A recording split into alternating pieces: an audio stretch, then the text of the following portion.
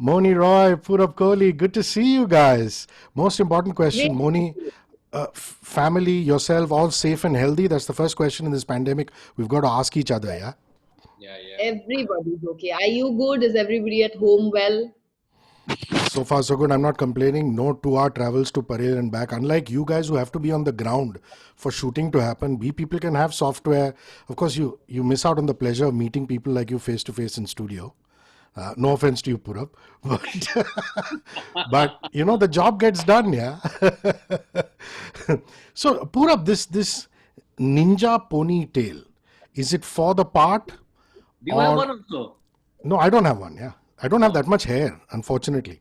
So this ninja ponytail, was it something for the part? Do you remember the last time you had one during your VJing days? After that, when you got into acting, take me through that. yeah. I used to have a ponytail. I think in 2011 I had a bit of ponytail for a while, but I never shot anything with it. It just grew long, and I was wanting to grow it, and nobody liked it. And then someone asked me to shoot something and chopped it all off. So yeah, I think that was the last time I had a ponytail. But this one just grew through this lockdown time. I started the lockdown with my hair being quite long already, and then I just let it grow, and then I haven't cut it. And I was supposed to shoot. I've just finished shooting something in Berlin, so they said, okay, keep the hair. We want to use it. And then I London Confidential happened, and I said, I'm keeping this hair now for something else. Are you okay with it? And Kanwal liked it, so he said, all right, let's go for it. Let's use the hair. And I have to say, given the genre, given the character, I did feel very Steven Seagalish while while Without the shooting. 7 packs. Actually, I have He's 9. quite good. He doesn't even eat. He eats like twice a day. That's it. Horrible. You have no business to Yeah. tell me to lose weight. Every time I meet you, for the last 6 times, you've told me lose weight, lose weight. It's because you don't eat. Tum kya jano? Purab Babu. What is the joy? But you're looking slimmer and trimmer, my friend. Trying, brother, trying. Moni, you've played a spy before in Romeo Akbar Walter. Of course, a very different one, I imagine, from this film. What kind of a person is Uma in London Confidential? Is she curious, stoic, aggressive? The trailer doesn't say too much except dialogues.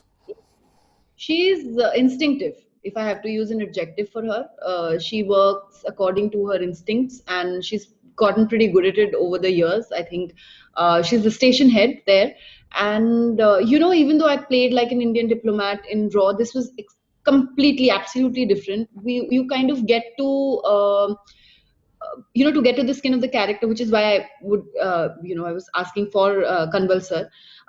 We used to have these long discussions on a voice call or Zoom meetings, mm, discussing her background, where she comes from, why is she the way that she is, and she's just. They're also normal human beings, but they're just very different. There's just no noise. They have uh, absolute clarity of thoughts. She knows what needs to be done. The dual personality, the double life that she has to lead, that doesn't bother her.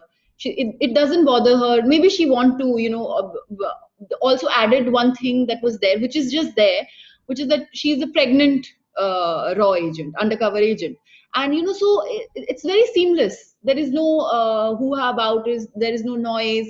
Even if she is talking to, if she's pregnant and she's unable to go back to her country or to her husband, she doesn't make a fuss.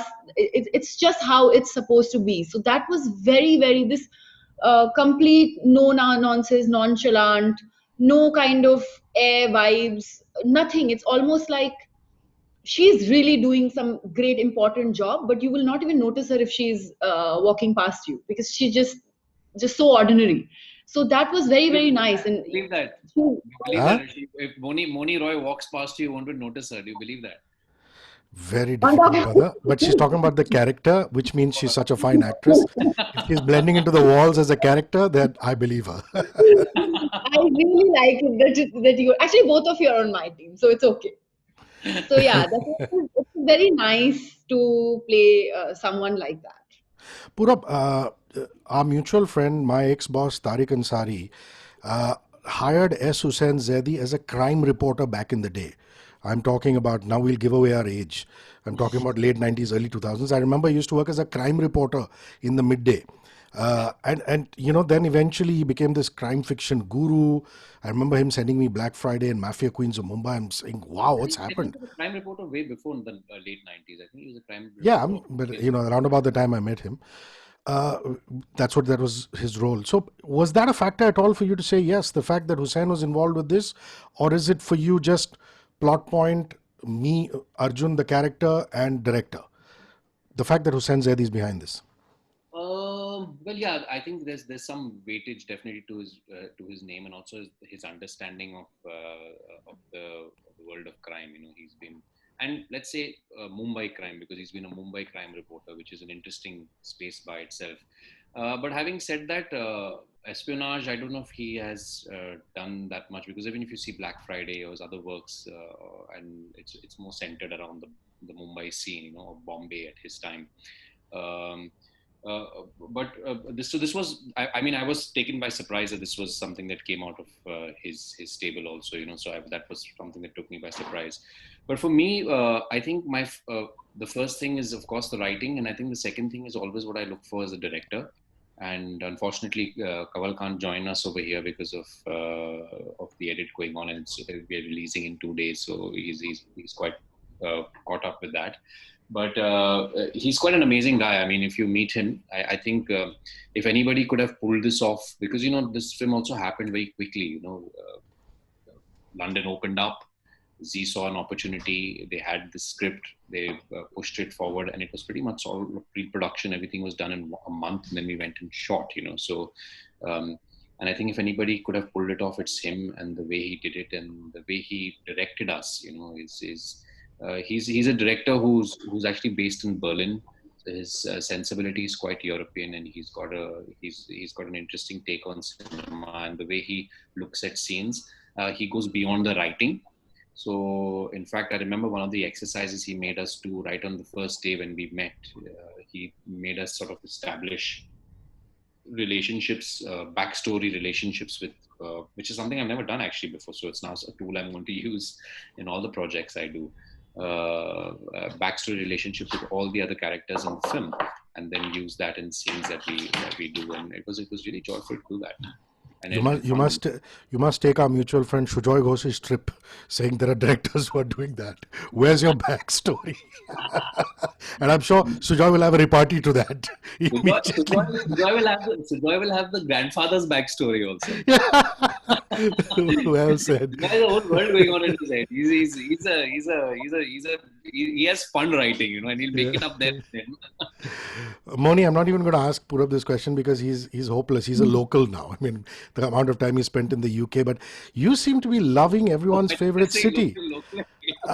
I've seen pictures at St. James Park, outside Westminster Chapel, everywhere. You've got to take me through your London experience. What are your favorite places? Okay, so I love London. Than I have in the 1 month. No, that's not true. But okay, he's making fun of me. See, I bite. I always yeah. So London is my favorite city also because of the amount of literature that's come from England, and I was really lucky that the weather was really, really good. And so I used to wake up early in the morning, go to the park, meditate, do yoga, and then, then the rest of the day would be so blissful. So the limited that time that I had when we were not shooting, I had some wonderful friends who would take me around. And this was the first time I went punting in Cambridge. But I think the most amount of time I have spent in parks this trip or shooting. So. The Indian tourists will go to Cambridge on the boat and they'll expect the boatman to sing. And it doesn't happen because, the whole Amitabh Bachchan, oh Sole Mio kind of thing. So, I was staying next to the Westminster Chapel, which is why. That's why. Yeah. Lovely. Listen, Purav, what draws your attention in espionage thrillers? For me, I love the fact that sometimes everyone is a suspect. For other people, it's the twists and turns. What draws you to an espionage thriller? Everyone is suspect. I think that's always I mean, any kind of mystery and especially spy mysteries, because it's got this whole espionage kind of feel to it. It's a game with the audience, right? You're trying to sort of, as writers and as directors, and as artists. I mean, I did think about it even when I was enacting things, knowing very well how I'm placed, if I'm the mole or not the mole in the film, but sort of even enact it in a way where you are trying to create doubt with the audience, because that's the fun, the audience sitting there thinking, oh, it could be him, it could be him, it could be him, and then, oh, it's him. So I think for me, it's always been the whodunit. Moni, I find that Kanwal has used a lot of Indian actors who live in the UK. There's Jas Binag, there's Sagar Arya. Also, there's a fair amount of casting Chinese characters. I mean, in India, the tendency is to get actors from the Northeast or from Nepal. And if there's a big budget film, they'll actually fly a Chinese person in. Is there a character, apart from your character, and Purab's character, that really surprised you in the film and you said, wow, so and so is a good actor, or so and so part is really well written? Would you talk to me about that? Can I genuinely be very, very honest? I think it's working with Kanwal sir, that has Wow. um uh, surprised me and given me actually a lot of insight into how to kind of bring about all the characters in a film and make them all interesting. Honestly, the process of us, it was literally homework for me when I was when we used to be talking on Zoom calls. He just, and the script was ever changing because there was very limited time to work and rework on all the scenes again and again. So he just asked me to establish a relationship with every single one of them. And once you're reading something, theory and practical would always be different, no matter what you think and go on set. Sure. And the amount, how, even though in that limited amount of time, how prepared every single actor was. And when you see it, you'll realize that the layering that he gave in all the characters, just by the virtue of, it's not in the lines, it's in the eyes, it's what the person is feeling. And I hope and pray that what we actually felt while doing the scenes, it kind of reaches the audience and they can feel it too.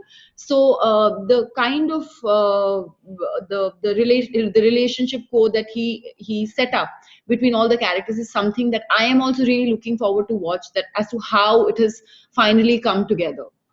So Beautifully yeah. answered. Yeah. Purab, And your like volume. I'll add done something. it is always the main thing about a spy movie.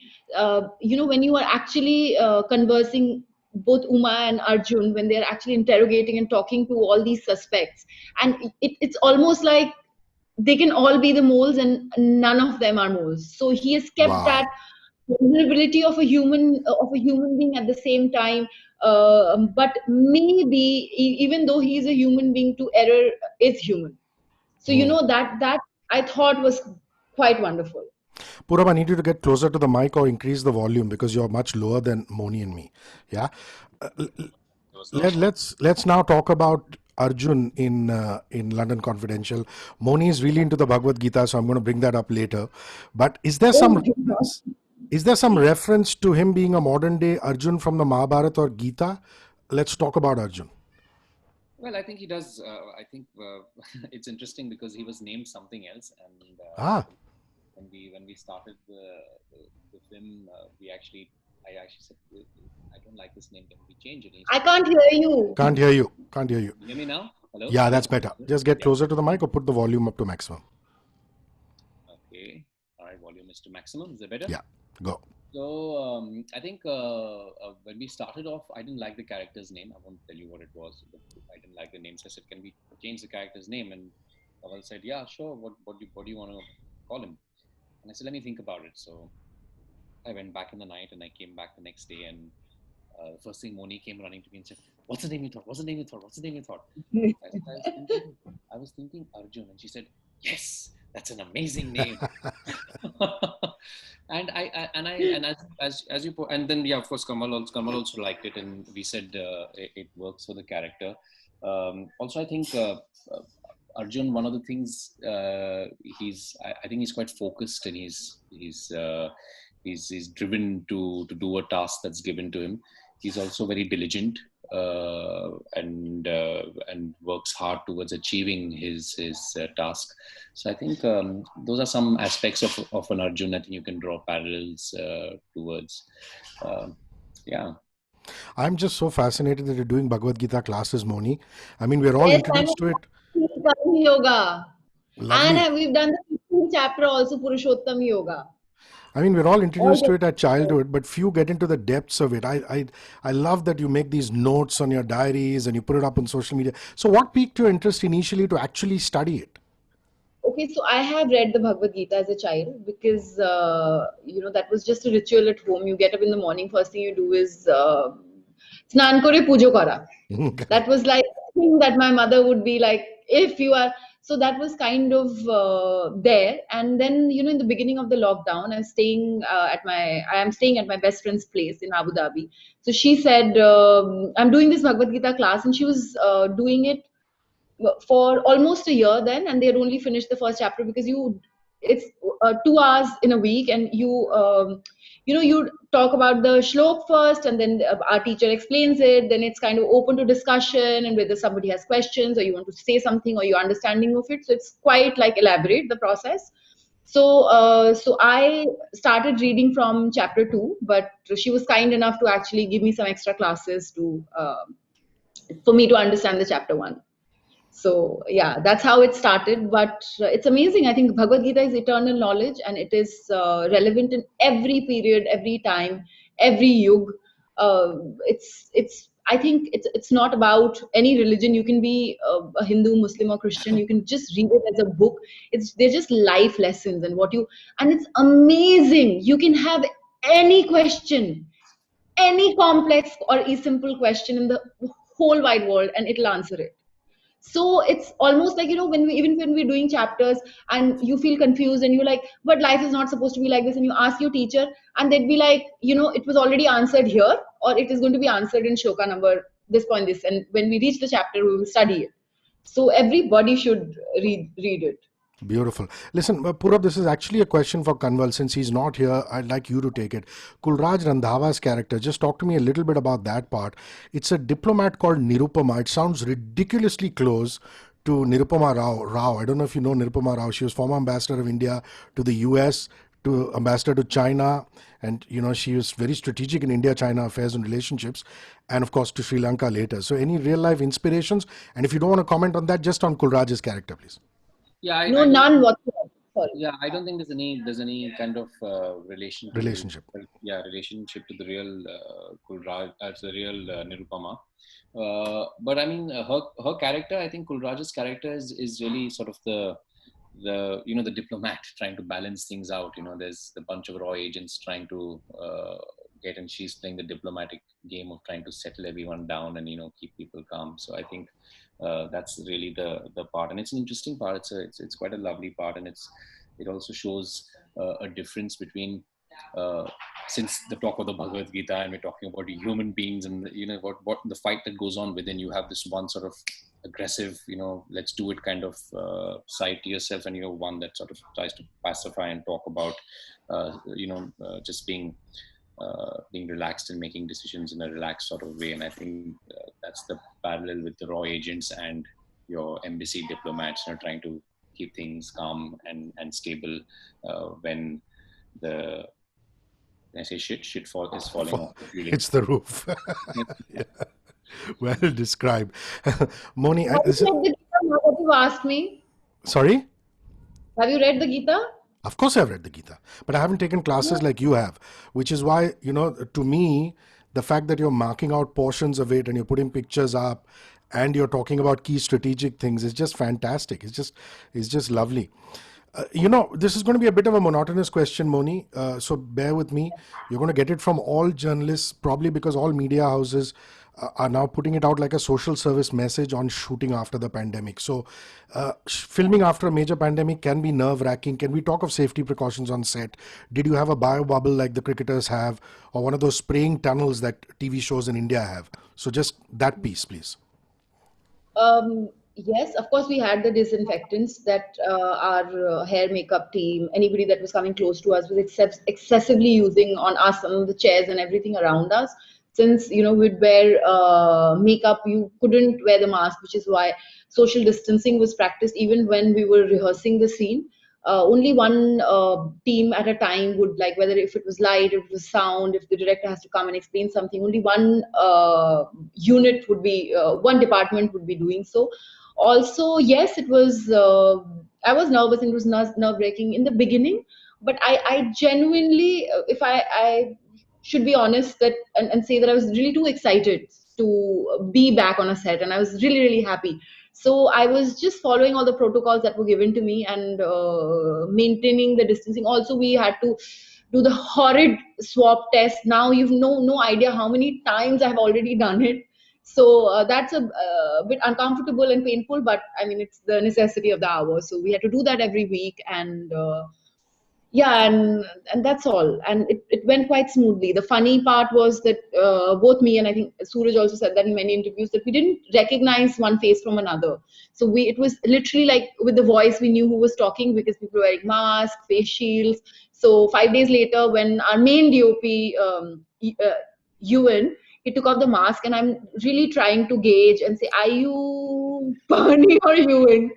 So I that didn't was, recognize them when he took out his mask. I didn't recognize him.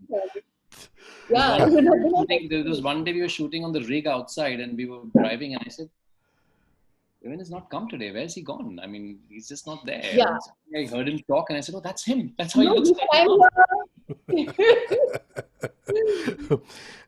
time, The title itself, London Confidential, is it inspired from the Hollywood classic LA Confidential at all? Again, Kamal question, but since he's not there, you're going to take it, Purab. Me. No, You I asked him, why are you titling it so? It's just so. no, I actually think I think London Confidential is a title that came in also sort of last minute, as it were. It was titled "A Mole on My Chin" when we were scripting, when we were shooting the film, which is, I don't think would go down really well with the Indian audience. Mole on my chin. So, but I mean, it's a nice title, Mole on my chin. That's what we were working with when we were shooting the film.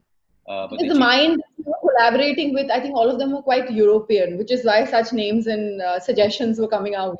Yeah, I think London Confidential fits it, right? Because I mean, we are in London. The whole talk is about London being one of the first cities that opened up shooting in the world, at least in Europe and this part, the western part of the world. I think in Korea and all, they'd already started. So, and then of course there's the whole espionage and the mole aspect of it. So, Confidential comes into play there. So, London Confidential being apt.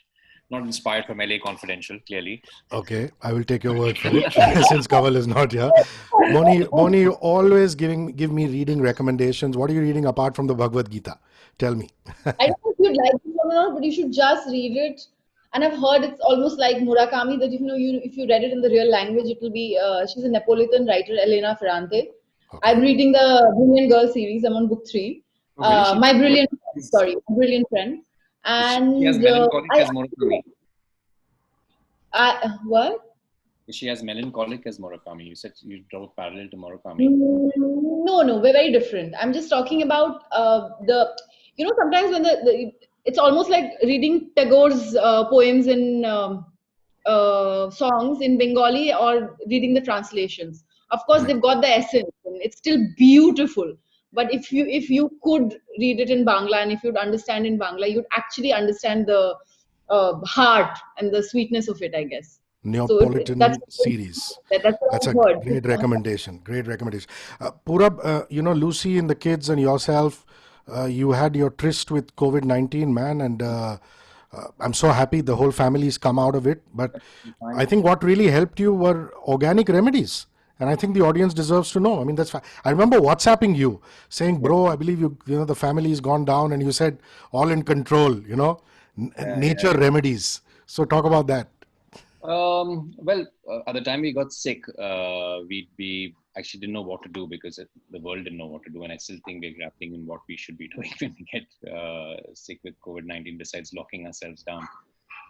And since there's no real remedy and it's a flu, we pretty much did what, my father and my grandmother and my mother all have always sort of recommended when we've gotten sick at home. You make your little kada with haldi, ginger, honey, black pepper, long. You just put them all in and boil them for 5 minutes and drink it like a hot tea. And that's what we were doing, man. We were doing that. Lots of saltwater gargles, lots of steams, olisan, which is an eucalyptus kind of smelling thing.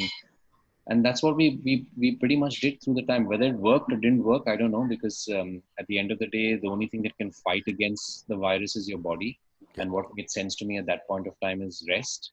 Give the body enough rest and give the body enough fuel to fight off this. And that's pretty much what I can advise to everybody to do. If you ever get any sickness, forget COVID-19, anything, just keep your body rest and let it figure out its way with this virus.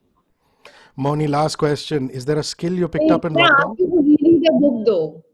Reread, because I know you must have read it. Yeah. The Little Prince. The Little Prince. Please reread it. Antoine Saint-Exupéry. Yes. Love it. Exupéry. Beautiful. Please read it again now. It'll just, I don't know. You should read No, it I now. know exactly what you're talking about. When you read The Fountainhead after every 10 years, you find I Dominic did that is a different also. person. I did that also. Yeah. You find Dominic is a different person. You find your opinion of Howard Roark changes. So Howard Roark changes, yeah. it's like that, yeah. Okay, last question. A skill that you picked up in lockdown, something that you hadn't done before, Mouni. Done cooking. I didn't know where the chammach was or where any of the dabbas were. Now I not only understand a kitchen setup, I also know how to cook every Bengali dish instead of not fish. I'm an vegetarian. Dime jhol, mustard bangan, begun posto, Bengali soyabeen, cabbage makha, everything I know. Look at the You name smile it, on I'm his forgetting face. all Look of at it. the smile on his The smile is going wider and wider, like- imagining. What is your skill, my friend, in lockdown? What is it that you have picked up? How to paste ginger and haldi together. Very valuable skill. No, Very no, no. valuable skill. I knew that before lockdown, actually. I knew that before lockdown. I think what I really got busy doing was some martial arts, actually. Nice. I said hair's growing long. I'm becoming Steven Seagal, so might as well get some fighting moves on also. But really, seriously, no jokes. I mean, through the 5 months of being locked down, one thing that kept me going was this martial arts teacher that I found just before lockdown, and we were training in a garden, and I think that really worked for me on many levels, and it's a lot. I wouldn't say it's really because it's not a particular form. It's a mixture of lots of things that he does, and I would call it just a lot of good energy work that I did with him. Mouni, Purab, can't wait to see London Confidential. Stay safe and healthy. God bless you guys. Cheers. Thank you. Thank you for seeing us.